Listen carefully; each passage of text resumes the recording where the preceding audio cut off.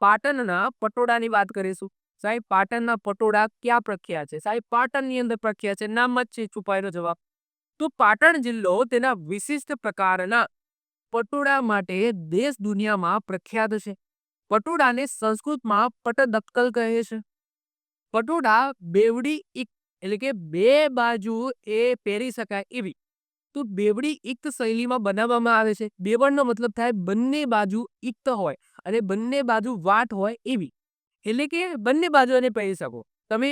તમને એવું ના હોય કે ભાઈ એક જ બાજુ, જેમ કે સાડીમાં શું હોય છે એક જ બાજુ પહેરાય.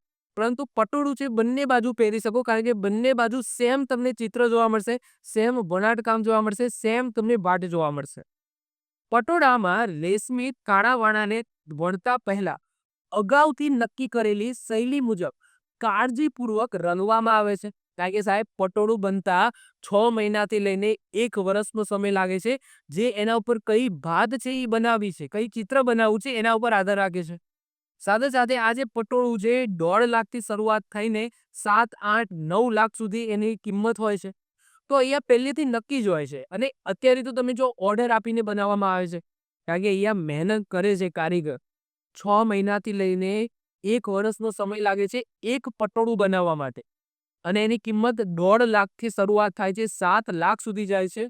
તો અત્યારે મોસ્ટ ઓફ ધ કેસની અંદર અગાઉથી પહેલા ઓર્ડર આપવો પડે છે, પછી જ કારીગર છે એ પોતાનું જે કહેવાય છે કે પટોળું છે બનાવવાનું શરૂ કરે છે. એટલે અગાઉથી ભાત નક્કી જ હોય છે.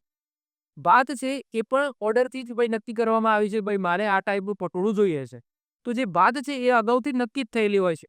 તો અગાઉથી નક્કી કરેલી શૈલી મુજબ કાળજીપૂર્વક રંગવામાં આવે છે અને ત્યારબાદ તેને ચોકસાઈપૂર્વક શાલ પર ગોઠવી ફૂલો, પોપટ, હાથી, મોર ઉપરાંત ફૂલોવાળી વિશિષ્ટ ડિઝાઇન તૈયાર કરવામાં આવે છે. આ પ્રકારના પટોળા તૈયાર કરવા માટે 6 મહિનાથી લઈને 1 વર્ષ જેટલો સમય લાગે છે. આ પ્રકારની સાડીમાં બંને બાજુએ એક જ આકાર એટલે કે એક જ ચિત્ર પ્રદર્શિત થતો હોવાથી એને બંને બાજુ પહેરી શકાય છે. ગુજરાતમાં હવે ઇતિહાસની વાત કરીએ કે સાહેબ આ પાટણના પટોળાની શરૂઆત કોને કરાવી અને કઈ રીતના એનો ઇતિહાસ છે એ જોવા મળે છે. તો એવું કહેવામાં આવે છે કે સોલંકી વંશના રાજા સિદ્ધરાજ જયસિંહ એમના દ્વારા સૌપ્રથમ પટોળાની શરૂઆત પાટણની અંદર કરાવી હતી. પરંતુ પટોળાનો સૌથી વધારે વિકાસ પૂછાય એ કયા રાજાએ કરાવ્યો હતો? તો સોલંકી વંશના જ રાજા થઈ ગયા કુમારપાળ, એમને કરાવ્યો હતો.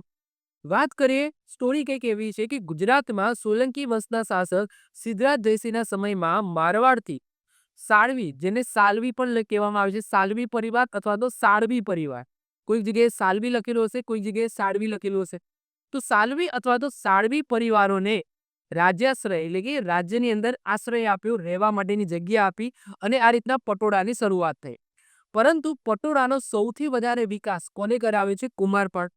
એવું કહેવામાં આવે છે કે કુમારપાળ જ્યારે પૂજામાં સવારે બેસતો ત્યારે નવનક્કોર કોરું પટોળું પહેરીને બેસતો. હવે આના પાછળ સ્ટોરી શું છે એ જોઈએ. હવે જે સાલવી સમુદાય છે ને, એમના જે પૂર્વજો છે એ મહારાષ્ટ્રના જાલના શહેરમાં રહેતા હતા. ક્યાં રહેતા હતા? જાલના શહેર. અને એવું કહેવામાં આવતું હતું કે રાજા કુમારપાળ છે એમને સવારે રોજ 9 નક્કોર પટોળું જોઈએ. હવે જાલના શહેર છે, આ જાલના શહેરમાં એવો રિવાજ હતો કે જાલના શહેરમાં જે સારવીઓ છે એ જે પણ નવું પટોળું બનાવે છે એ સૌથી પહેલા ત્યાંના જે લોકલ રાજાઓ હોય, એટલે કે જાલના રાજાઓ હોય, એ જાલના રાજાઓ પહેરતા અને એના પછી પટેલું છે એ બહાર જતો, એવું કહેવામાં આવતું હતું. હવે આ તો કુમારપાળને ગમ્યું નહીં, કારણ કે એમને પૂજામાં બેસવાનું હોય અને એમને કોરે કોરું નવું નક્કોર એમને પટોળું જોઈએ. તો એ શું કરે છે? જાલના જાય છે.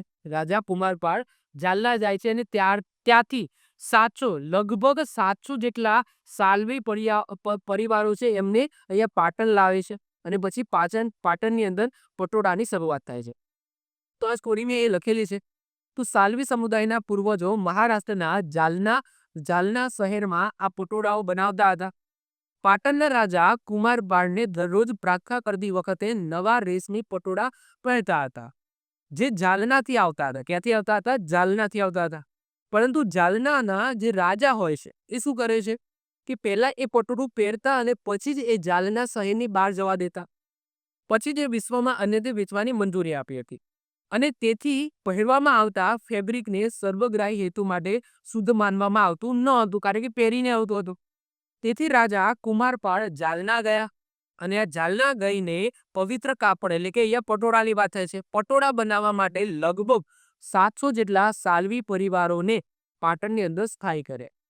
તો આવી સરસ મજાનો ઇતિહાસ છે પાટણના પટોળાનો. આગળ વાત કરીએ, પાટણના પટોળાની અંદર જે રીતના બેવડી ઇક્ત શૈલીનો યુઝ થાય છે, એટલે કે જેને બંને બાજુ પહેરી શકાય, આવીને આવી શૈલી તમને ઇન્ડોનેશિયા અને બાલીની અંદર પણ જોવા મળશે. પટોળા બનાવવા માટે અપનાવવામાં આવતી તકનીક ડબલ ઇકાર્ડ છે. કઈ છે? ડબલ ઇકાર્ડ છે. જે આ તાણ અને વેપ્ટ એટલે કે તાણ અને વેપ્ટ શું છે? તો તાણ અને વેપ્ટ એટલે કે લંબાઈ અને પહોળાઈ મુજબ યાનને ડિઝાઇન અનુસાર બાંધવામાં આવે છે. હવે યાન શબ્દ શું છે? તો થ્રેડ અને યાનનો મતલબ થાય દોરા. શું થાય? દોરા. શું થશે? દોરા. ઓકે, તો દોરા કહો અથવા તો તમે તાર કહો, જે પણ કહો, તો એને યાન કહેવામાં આવે. શું કહેવામાં આવે? યાન. તો તાળ અને વેપ્ટ એટલે કે લંબાઈ અને પહોળાઈ મુજબ યાન એટલે કે દોરાને ડિઝાઇન અનુસાર બાંધવામાં આવે છે અને વિવિધ રંગોમાં રંગવામાં આવે છે.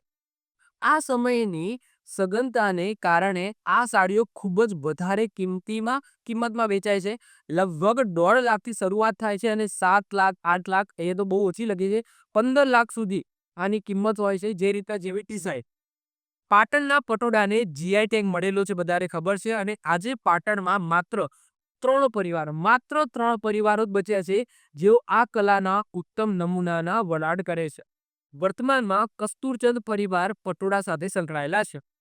જો આને ઘણા બધા કારણ છે. સૌથી પહેલા તો આની કિંમત બહુ મોંઘી છે.